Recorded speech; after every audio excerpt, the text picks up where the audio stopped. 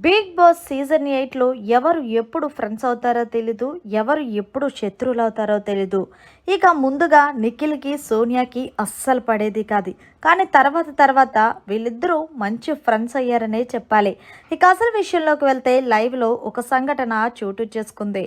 Big boss హౌస్లో నిఖిల్ సోనియాకి పడకపోవటం అందరికీ తెలుసు. అయితే ఎప్పుడైతే నిఖిల్ సోనియాతో మంచిగా మాట్లాడుతూ ఫ్రెండ్షిప్ చేసుకున్నాడో అది నిఖిల్కి మైనస్ అయ్యింది హౌస్లో. ఇక హౌస్లో ఉన్న వాళ్ళు ప్రతి ఒక్కరు కూడా కావాలనే సోనియాతో ఉంటున్నారు.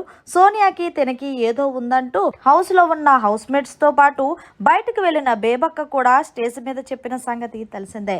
ఇక ఇదే విషయంలో నిఖిల్ ఈరోజు పొద్దున్న సోనియాతో వంట చేస్తున్న సమయంలో తన బాధను చెప్పుకొని ఫీల్ అవుతున్నాడు. నేను ఇక్కడికి ఇండివిజువల్ గేమ్ ఆడటానికి వచ్చాను, కానీ ఎవరితోనో ఫ్రెండ్షిప్ చేసుకొని ఎవరితోనో ఎఫర్ట్స్ పెట్టుకోవడానికి కాదు.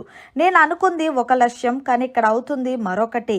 అసలు ఒక అమ్మాయిని ఫ్రెండ్ కూడా చేసుకోవడం తప్పే. మీకు నాకు గొడవ వచ్చినప్పుడు ఎందుకు ఈమె నాతో గొడవ పడుతుంది, నేనెందుకు ఆమెతో గొడవ పెడుతున్నాను, ఇక్కడికి వచ్చిన హౌస్ మేట్స్ ప్రతి ఒక్కరూ ఒకటే కదని ఆలోచించి నేను నీ దగ్గరికి వచ్చి గొడవ పడకుండా ఆగిపోయాను తప్ప అంతకు మించి ఏమీ కాదు. ఇప్పుడు నీతో గొడవ పడితే నాకేమొస్తుంది, రాకపోతే నాకేమొస్తుంది, కానీ నాకు చాలా బాధ అనిపించింది.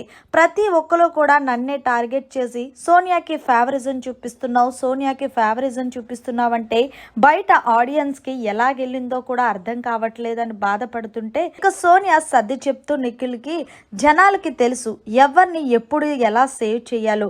బేబక్క తప్పు చేసింది కాబట్టి బేబక్కని బయటికి పంపించేశారా అంటూ మరొకసారి సోనియా బేబక్క గురించి మళ్ళీ అలానే మాట్లాడింది. నిఖిల్ కలగజేసుకొని ఏమో నా అనుకున్న బెస్ట్ ఫ్రెండ్స్ కూడా నేను నీకు దగ్గర అయ్యానని దూరం పెట్టేశారు. ఏదేమైనా సరే నేను ఒకటే లక్ష్యం, ఇక్కడి నుంచి వెళ్తే కప్పుతో వెళ్ళాలి, అది ఆడియన్స్ చూసుకుంటారంటూ చెప్పుకొచ్చాడు. మరి మొత్తంగా బిగ్ బాస్ హౌస్లో సోనియా అలాగే నిఖిల్ మంచి ఫ్రెండ్స్ అయిపోయారు.